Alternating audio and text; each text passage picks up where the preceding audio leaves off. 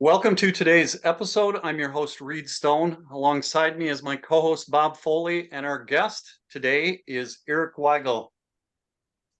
Eric has had a 30-year career in the investment management field, which has included multiple roles, including research manager, senior portfolio manager, director of research, chief investment officer, and managing partner. He received his undergraduate degree in agricultural economics from Iowa State University, a master in science and applied economics and statistics from the University of Minnesota, and a master's degree in business administration with a concentration in finance from the University of Chicago. He now focuses his time on helping individuals plan for their third age, the age of fulfillment, with his company Retire with Possibilities. His mission is to help baby boomers consciously design their own journey into the third age by sharing thought-provoking ideas, resources, and tools in all aspects, financial as well as the non-financial, that affect the quality of our experience into and through retirement. Eric is the author of the book Reimagining Retirement-9 Keys to True Wealth and is co-author of the research study titled Retirement Perspectives and Attitudes Survey. Both of these were released in the past year. The survey and his book are the focus of today's interview. Eric, thanks for joining Bob and I, and happy to have you on this episode. No, thank you. Thanks for having me on your show. I look forward to it. So let's dive in. The part of the reason that I gave your bio the way I did, Eric, is since I live in Minneapolis, as you know, I wanted to give a shout out to your time spent here in Minneapolis at the U of M. Our son-in-law went to Iowa State, which I don't think you maybe knew. So we have some connection to the Cyclones down there too. So what I found interesting about your background is not only what you did as an undergraduate and your graduate studies, but being in the area of investment management, in portfolio management, in those areas, very, very into the numbers, right? It's performance, it's asset allocation, it's all the things that go into that. So what I found interesting again about your background is you've had this long career in the investment field, and now you've merged that with the non-financial aspects of retirement. You've really kind of, I think, made that connection between those two. So share a little bit about your career journey and how you ended up at this intersection of, the money's important, but also the non-financial aspects are important. Yeah, sure. I would say that I'm very much an anomaly within the investment management industry. Always have been. Even in the early stages of my career, I always I love working with people, and you don't always find that with people in the investment industry. They're very sort of silo oriented. And so, for example, people doing investment management research, they just want to understand their industry. They don't care about anything else. And in a sense, that's the way the industry is structured, right? It's very much, an industry of specialists. And I always wanted to be broad. And and that's one of the reasons why I was one of the first people in the industry to really focus on asset allocation. Asset allocation is very broad, basically covers all the major asset classes, equities, bonds, commodities, FX, and so forth, and plus economics, right? So my background really, when you go back to my academic days, it's really in economics. And I made my way into finance because I wanted something more applied. So I kind of look at finance and investment management as applied economics.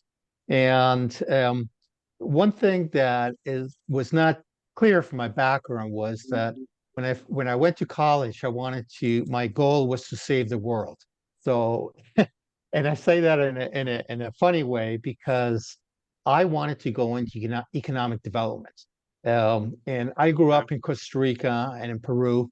And I wanted to go into economic development, which in my eyes, meant you apply economic principles, but you apply those principles in the context of people.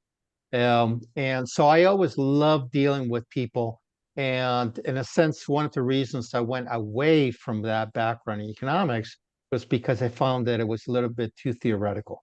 So in terms of I've always been very interested in this intersection between sort of people, what motivates people, what drives people, the economics of the situation, and also the political aspects, sort of all together, kind of the big picture, how it goes from macro to micro. And I've always enjoyed going between those two worlds, going from macro to micro, micro back to macro. So, and that's really and then the journey into sort of the non-financial aspect of retirement was really much more driven by what I was going through. So when I turned Hmm. about 50, I had just experienced two pretty big events. One, I got divorced when I was 48, and so that's a pretty big event. And the other one was that I went through the financial crisis in Oh, 2008, and that yeah. basically changed the landscape of the investment industry to a very significant extent. So I'd gone through these two major events, plus turning 50 at the time. And I just started thinking about what is it that I want to do with my life beyond just going to work and getting a paycheck and bonuses and so forth. And that's really what led me into kind of trying to better understand how I could structure, design my life for the long term beyond just career and kids, for example. So that's how I got interested in retirement coaching, for example. It was really just an expression or a reflection of what I was going through in my own life. And then little by little, as I read more and more about retirement coaching, personal growth, I really started seeing the importance of really trying to design a life that's reflective of your values and goals. Yeah, I think all three of us see that quite often with clients too, is that there's some life event oftentimes, and for many people it might be losing their job is kind of this life event. Like, well, okay, now what? What am I going to do now? So let's jump into the book here. Can maybe you can kind of expound on what you've been talking about. So your book is titled Reimagining Retirement-9 Keys to True Wealth. And I think one of the things that people often overlook, particularly in retirement, is that wealth comes from a number of different sources, not only the money that we've accumulated. So tell us more about the 9 keys to true wealth. What are the 9 keys that you have found? Yeah, I think when you ask people, just friends and family, what they mean by wealth, I would say 99% or maybe 95% of people kind of talk of in terms of money. When you So that's one. Then number two is when people think about retirement, when they start planning their retirement, I would say a huge number of people, maybe it's 90, 95%, at least in my experience, also think first about the money. And that's what they worry about. So when I sat down to write this book, I wanted to write a book that was really a book that would be helpful to myself, number one, and sort of would put down sort of my thoughts and what I had learned down on paper for the benefit of others, right? So the 9 keys to wealth is really just there are nine chapters in the book, and it was really a play on this idea that wealth is multidimensional. So most people will think especially when it comes to retirement, they'll think about, what I call sort of the traditional drivers of retirement, which are where you're going to live, which I call your nest. Where's your nest, your home? Then the money, which I call earnings. Which in retirement you always have to kind of take your assets and turn those into a paycheck, if you will, a W-2 replacement, if you will. And then the third is time. And that's really what, how you're going to spend your time in retirement. That's really where the retirement industry is traditionally focused. And with a great focus on the first two, where are you going to live? And how much money do you have, and how you're going to continue, how you're going to turn those assets into income in retirement. Time is also thought about, or people realize they're going to have to they're gain 8 to 10 hours a day, so they're going to have to do something with their time. But then I wanted to actually go beyond that, and that's where the rest of these 9 keys comes into play. So the first one would be work. Increasingly, so I have this framework called the net wealth, right? These are equivalent to 9 keys to true wealth. So the first one is work, and what I've found and what I've been seeing in the last 10 years is that more and more people want to continue using their professional skills.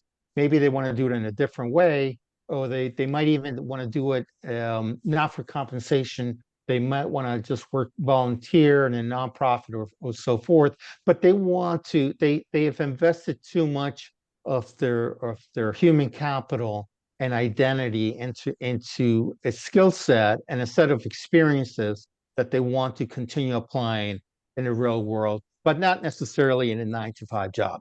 So that's work. Then there's another E, which I call emotions. Here the idea is that emotional energy is really, really important. Emotional intelligence as well. It's the whole idea that it's not just about money, but also how you feel inside. So you're managing your emotions, in a proactive way, in a positive way, especially as you start getting in your later years. You need to really manage your perspectives in a better way. So I view sort of emotional intelligence as a key aspect of true wealth.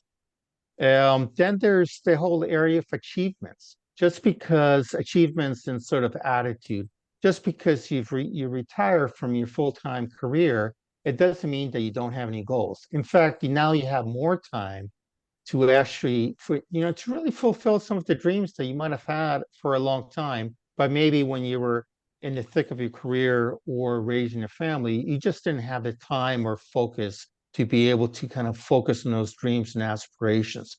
And this is nothing, doesn't have to be anything grand. It could be taking care of your grandchildren. It could be starting a nonprofit. It could be starting a new business.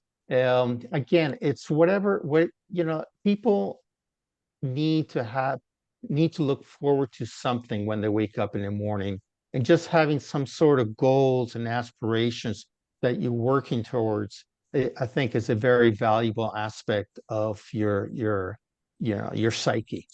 So that's kind of the aspirations and achievements and attitude. Then there's learning. Now, I think people have realized that learning can actually be fun. It's not just, a lot of people approach learning, or used to approach learning when they were a kid, like, oh, I have to go to school, and this is going to math class isn't that much fun, or writing a big report isn't that much fun. But I think as you get older and you gain some perspective, most people actually really enjoy learning. And it could be anything. Again, it could be, you could take a class, woodworking class. It could be taking a salsa lessons. It could be learning a new language. It could be almost anything. But again, the whole idea is that learning has actually been found to be not only fun, but also incredibly valuable for maintaining your mental health. Um, then you have your tribe. The T is for tribe, which simply means family and friends. And I think this is a very important aspect of really your wellness in general. It's really, what kind of relationships do you have? How close are these relationships? Are you ready to replace a lot of your work relationships that you lose when you retire, with new relationships, a new social network?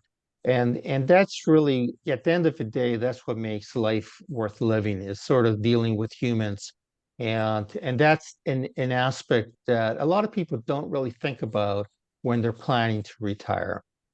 And then the final one is your health, and that's your physical health. And I include, your physical, mental, emotional health in this. And that, of course, we all realize now, especially given that a lot of people are living 2 to 3 decades in retirement, that just living longer is not the key. It's really living better for longer, right? Yep. And I think that's what I call the 9 keys to true wealth. And I think my point here when I talk to people is really just to think about sort of go beyond the money and go beyond the obvious to really thinking about what makes your life special, what makes your life worth living, and really design a life that means something to you, that brings fulfillment and happiness, not just getting you to that end stage, in a sense, unscathed. It's really trying to really maximize your happiness and fulfillment. So Yep. you went through all of that and you wrote that and you lived it. So what did you find personally from all that? Excuse me, Bob, I didn't get the last part. What did you find personally from all that? I found, as I said, the book is really a reflection of my own journey. Yeah. And what I found is that you need balance in life. You need balance. You really need balance. So just having a lot of money, like just you can't just be. It's it's highly unlikely that you can be a happy and happy person and lead a fulfilling life if you just excel in one or two areas of your life. So what I found is that balance is really important. Working on your weaknesses, um, overcoming hurdles that you might have in different areas is really important. So, for example, one of the areas that I've worked personally quite a bit is this whole area of emotional management, emotional intelligence. I have always been a fairly, I've always been, I don't want to say volatile, but in my younger days, I definitely had a range of emotions that wasn't always health, healthy or beneficial. So what I've learned through sort of reading and personal growth is that you really need to maintain a balanced view of your life. And also you have to really focus not on like a cutter approach where somebody else tells you what success is or what fulfillment is. But you really need to think very deep inside and decide on the 2 or 3 things that truly matter in your life, and design your life around that. So I look at this as all like I look at my book or the 9 keys to true wealth as sort of tools for people to really think about their life. But how you fill those buckets in is very much an individual thing. So that's really the key lesson, is that this is a framework, but you still need to do the work and figure out what brings happiness and fulfillment to your life. And everybody's different in that regard. I thought it was interesting. Tell us more about the messy middle. Yeah, the messy middle is a term that basically reflects the fact that most of us have been conditioned to think of retirement as kind of in a way that there's only upside. It's a Goldilocks scenario where, let's say you're 10 years away from retirement and you really start thinking about, okay, I'm going to be retired in 10, 15 years. I need to make sure the money is there. But then you sort of ignore a lot of other things. You might think about, maybe I want to retire to Florida or South Carolina or wherever you want to go, but you don't think much beyond that. And you think, I'll figure it out when I get there. And of course, I'm going to have a lot of time. And if I have enough money to kind of lead the type of life that I want, I'm going to be so happy no longer commuting to work, having a bad boss, and having all these deadlines. So I think when people approach retirement, they think of it and sort of feel like you're in a way that they only look at the upside of retirement. So the messy middle is what happens in the real world, which is that the day you retire, you're really still the same person you were the day before. What you don't have are a couple things. One, you don't have a paycheck, which is obvious, right? Everybody sort of worries about not having that paycheck. But you also forget about a lot of the other things that you're not going to have. So, for example, you're not going to have that social network at work. You're not going to have that identity, or that identity that you developed during your work years is that no longer fits, right? I can no longer call myself an investment manager if I'm not managing a portfolio, if I'm not working within a large investment company. So who am I now? So you lose a lot of those things. And what the research has shown and what my personal experience has shown is that you initially get into retirement or semi-retirement, which is kind of the stage I'm in, and you really enjoy it. But there comes a point where you start asking yourself, is this all there is, right? I need something more. I need to really, I still have juice. I still feel I have a lot to give.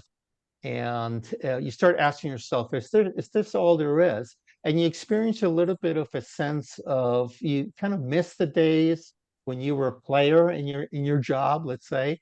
You miss the days when waking up in the morning meant something and going on business trips and dealing with clients. And that's when you experience some frustration and maybe even a little bit of anxiety. And that's what I call the messy middle, which is really the gap between sort of what you expected before you retired and reality. And for some people, they never actually get out of that messy middle. So for example, if you remember the movie Grumpy Old Men, they never got out of the messy middle. They were still like always grumpy. And then there are other people that experience a period of adjustment and then figure out what the next stage is. And that's really like it in all the work that I do as a retirement coach. I try to help people sort of overcome that messy middle and to do it in a way that is not as harmful as just kind of letting it linger and linger. What cues can you give us to help us through the messy middle? Is there some specific things that you recommend? Yeah, so I started with this concept of your future self, and I use that concept in my book as well.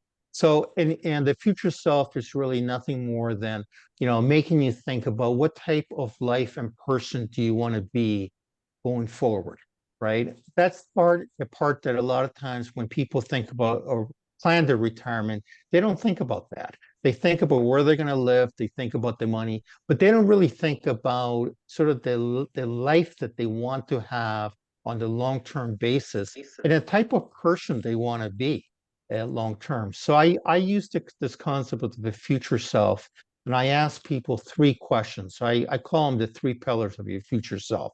The first one is, who do you want to become? What type of person do you want to become?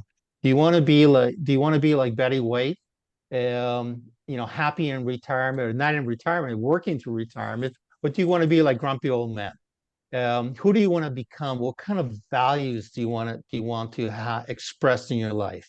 The second one is, what dreams and aspirations do you want to focus on? What do you still have? What do you want to accomplish in the next 2 or 3 decades in retirement? And the third one is why? Why does your life matter? What brings purpose and meaning to your life? And I think very few people think about those questions before they retire. So I think that there's no way around the messy middle.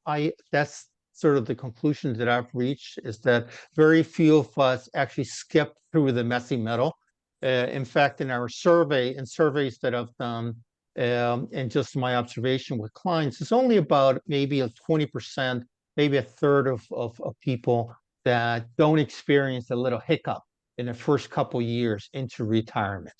And so I think that it's really about knowing yourself, understanding what type of life you want, and really understanding that the identity that you had during your work days no longer fits. You got to find something else. You got to find a replacement to those 8 to 10 hours a day that you're spending in your career how are you going to spend that time? What is going to bring energy and sort of happiness and fulfillment in your life? Exactly. And, you know, putting yourself in the place of a financial advisor, what's in it for them to engage their clients in this kind of a discussion?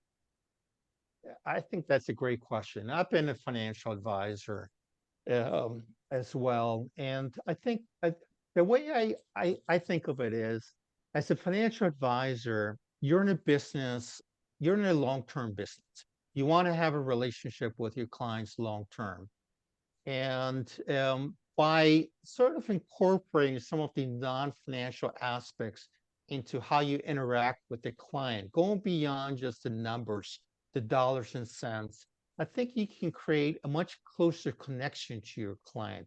You can better understand where they're coming from, what their real fears are beyond just the money fears that we all have. And at the end of the day, I say that it's better to have a client that is happy, that feels an emotional connection to their advisor, than a client that is just focused on the money, or any sort of hiccup in a market or in their financial planning experience may actually lead them to reconsider whether the relationship is worth it, right? A happy client is a sticky client. It's a client that really is very clear about the value they're getting from their advisor, as opposed to a client that is just there on a transactional basis. So I think that really incorporating, looking at sort of life planning from a holistic standpoint really leads to stronger relationships with your clients. And from a client perspective, it leads to a better working relationship with a financial advisor. Right. Well, Reed, I know you're dying to ask him about his research study with Fritz. So why don't you take it away? Yeah, let's jump into the research, Eric. So you you helped develop an interesting research study along with your co-author Fritz Gilbert, and Fritz is going to be our guest on our next episode. And you did it on it was titled "The Perspectives and Attitudes Survey." So how did you guys come up or decide to create this research study? Well, it was originally, I had the idea that I wanted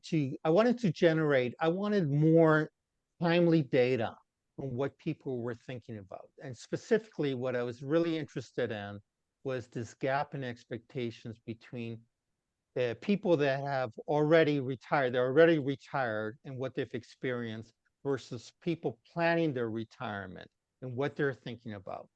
So I approached Fritz Gilbert from the Retirement Manifesto, because I gotten to know him because he did a review of my book, and I also knew that in the past he had done a survey with another financial advisor, and I really felt that there was a gap in a lot of the studies out there between, sort of, as I mentioned, in terms of like this gap between expectations and reality. I felt that, for example, Edward Jones had done a study with AgeWave, and they had one question out of many on this topic. And I just wanted to really look at it into more depth and get some, if you will, raw material that would actually help me better understand the issues. So I approached Fritz, and we decided that we would design a survey with some very basic questions that would be focused on the non-financial aspects of retirement. And between his email list, which is quite extensive, and mine, as well as some postings in social media and Facebook and LinkedIn, we ended up with a survey sample, about 1,700 responses, which was, Wow. pretty good Yep. for, a survey designed by, in a sense, non-professionals in the survey field. So that's kind of how we got started thinking about it, and then, clearly Fritz and I went back and forth in terms of some of the questions, and the questions that by themselves did not take that long. I kind of borrowed and stole from other surveys that I'd seen out there.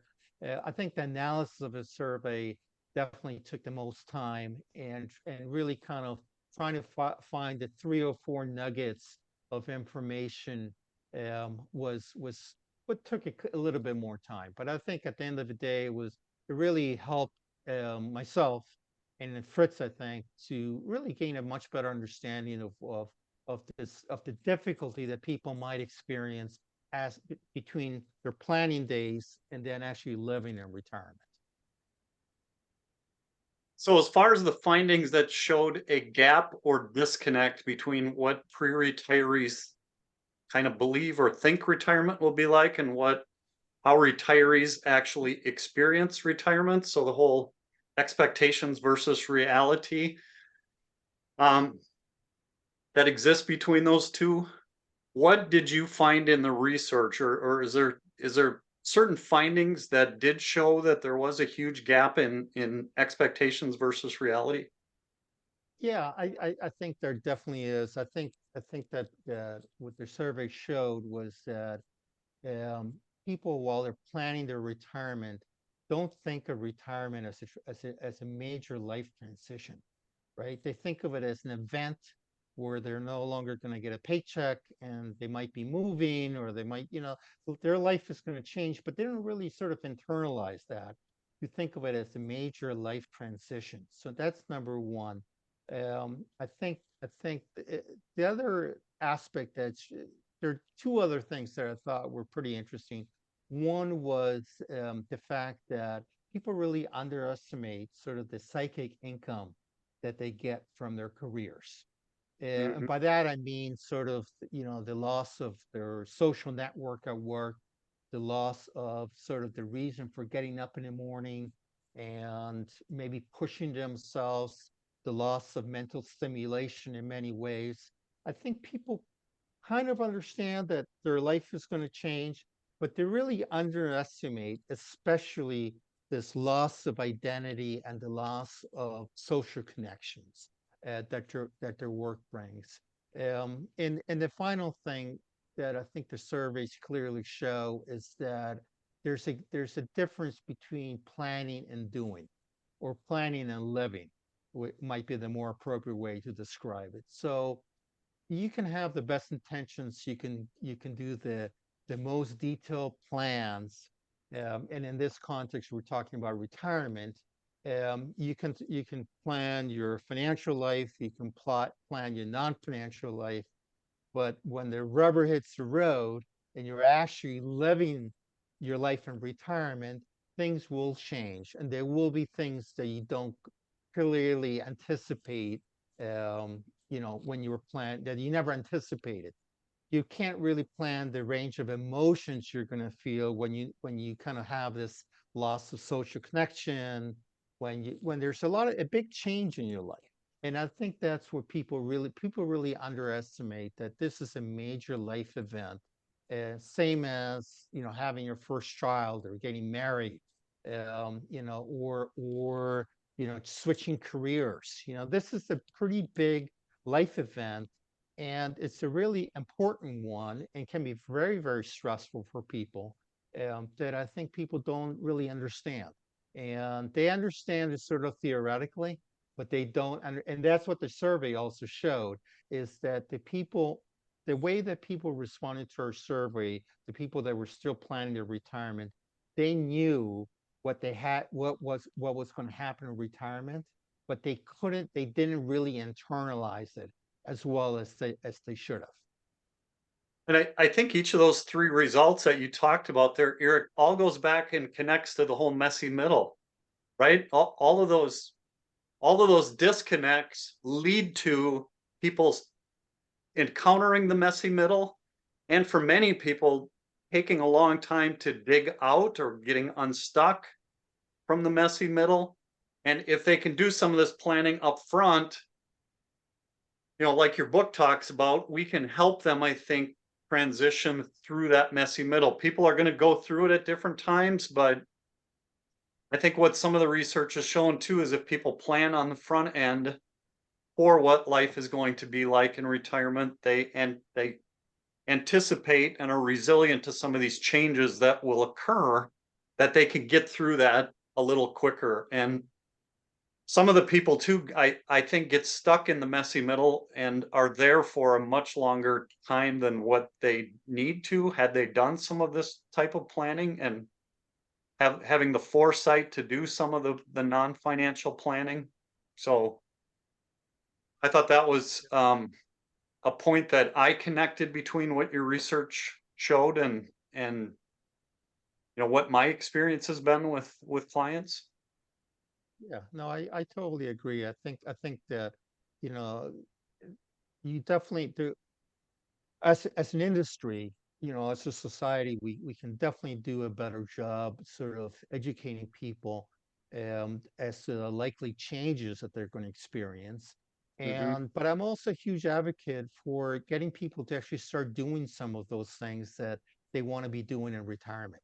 Yep. So I always think about fitness, for example, people that wait to get fit when they retire.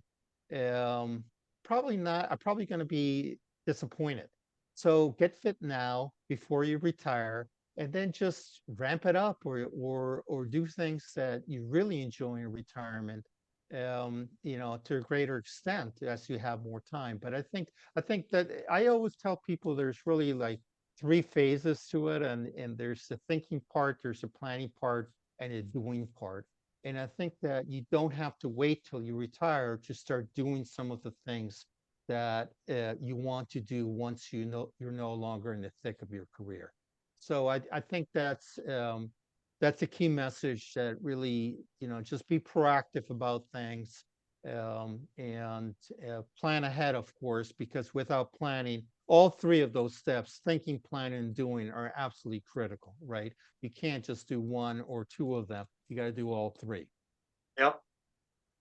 And I think that's where people can utilize the help of a retirement coach, is because what I see happening in the financial advice industry right now is more advisors are becoming aware of the need to help people plan for the non-financial side, but they will give they'll tell people you need to figure out what your purpose is, you need to figure out or you need to figure out how to change your health habits, you need to figure out how to replace your connections. So they'll talk about those things. But I think a lot of people, they hear these things and they know that they need to do them. But what they really need is somebody to help them walk through the process to really make proactive changes in their life. And that's the piece that I feel is missing in the financial advice industry. Do you have any thoughts on that? Yeah, no, absolutely. And I think there's a difference between, for example, just consuming information, right? Yep. Or handing out information. It's like when you go to your doctor's office and you're waiting for your appointment, you might see a brochure on, you know, exercise or healthy living. You might pick it up, you might start reading it, but that's not a substitute for actually doing it, right? And a lot of times, like for example, like going to a gym, like you need some guidance. Every profession, think about a profession. What your Yep. career, you had mentors, people kind of showed you the ropes. When you're doing a sport, you have coaches, even professional athletes have coaches, right? So they're reminding them, focus on this. You might want to look at this. You might want to improve on this aspect. So I think that's what really makes, I mean, sort of this whole idea of coaching. It's not just passing on information. It's not just holding a lunch and learn session with clients. It's really sort of really embedding yourself and feeling part of that client's journey towards the life that they have chosen, and but to doing it in a way that's active, right? It's truly helping them out. It's also pushing them in some areas where, a lot of us experience inertia in areas of life that we don't want, that we find difficult to tackle. So it's really just, and you can accomplish all of these things in a very proactive, gentle way. But I think the role as financial advisors and coaches is really to try and improve people's lives long term and help them become sort of a better version of themselves, get to that version of their future self that they have in mind. So Yep. when you were going through the findings on the research, kind of trying to get it and encapsulate it, what was that OMG moment for you that struck, or was there one? Well, I think the OMG moment was really the importance of understanding the psychic benefits of your job, and how to replace how to replace some of those psychic benefits in your next phase in life, right? So, and it's much more than just saying, let's say I spend 10 hours a day between commuting to work and working. It's more than just replacing those 10 hours doing something that you enjoy. It's really finding activities and goals in your life that really give you that energy and that motivation to kind of keep going and doing better, improving yourself every day. And I think that's people really underestimate that. They look at the end of their careers a lot of times in a way that they're happy they're retiring, but they don't understand what they're giving up. And I think that's where sort of the role of coaching, education, as well as handholding and real coaching Yep. really has a huge role, is trying to get people to think about these things before they actually experience or they go into the depths of their messy metal. Um, I think everybody will go, or most people go into the messy metal. In fact, in the survey that I did with Fritz, only about, I think it was 28% of the people said they didn't experience any hiccups in their transition into retirement. I haven't met those people, but I know they're out there, but they're not many. There are not many of us that have, sort of moved on with our lives without, kind of missing something from our career days or from our previous lives. And that 28% might be a little high just simply because of the fact that if they're followers of the information you provide or the information that Fritz provides, that he's been kind of talking about these topics on his blog as he's kind of shared his journey through planning for retirement and into retirement. So as he's got a lot of readers who follow his what he's sharing, I would expect some of those people to not have a messy middle or not have as long a messy middle if they're truly following Fritz's advice and your advice.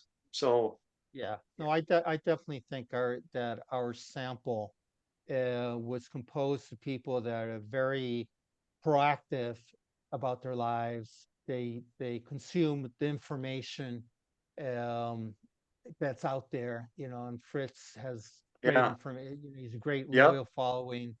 I have a little bit of less of a following than Fritz, but I think all of us that are in this field of retirement coaching and advice, you know, basically the people that follow us are already, kind of they're already groupies, if you will.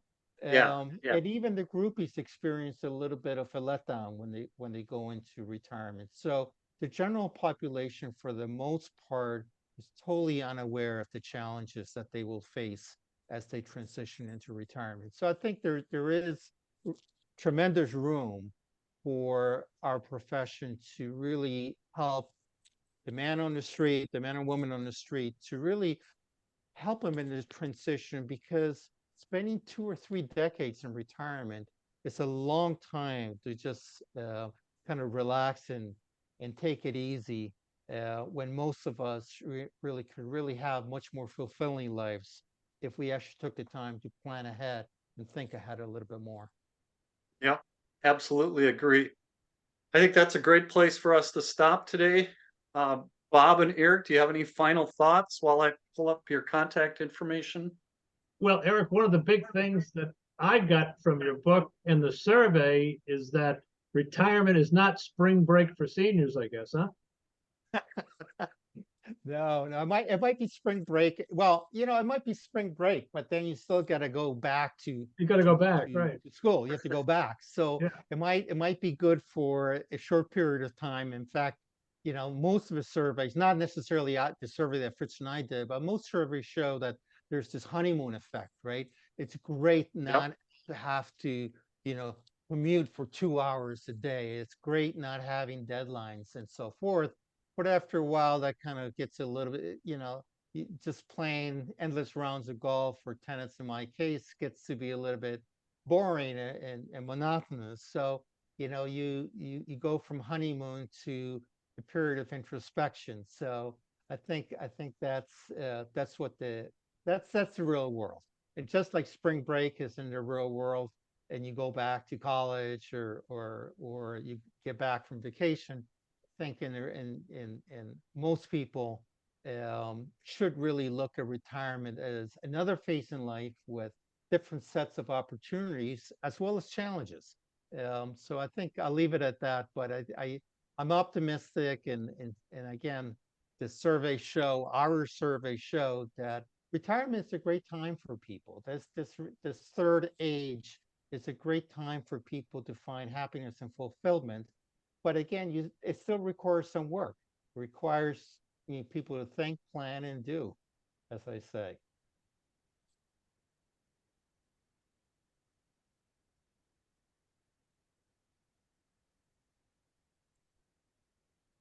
All right, I've got Eric's contact information here. His company is Retire with Possibilities. His website, possibilities.com. You can download the research study from the website. And if you go under the resources page, there'll be a spot there to download the survey. Is that correct, Eric? Yes, absolutely. See, so yeah, Perfect. it's all available there. The book is on Amazon. Perfect. And again, very much appreciate the opportunity to, kind of share my journey and experience with your viewers and listeners. Absolutely. Thanks so much, Eric. And until next time, we'll see everybody on our next show where we continue to explore retirement and longevity planning beyond the numbers. Thank you.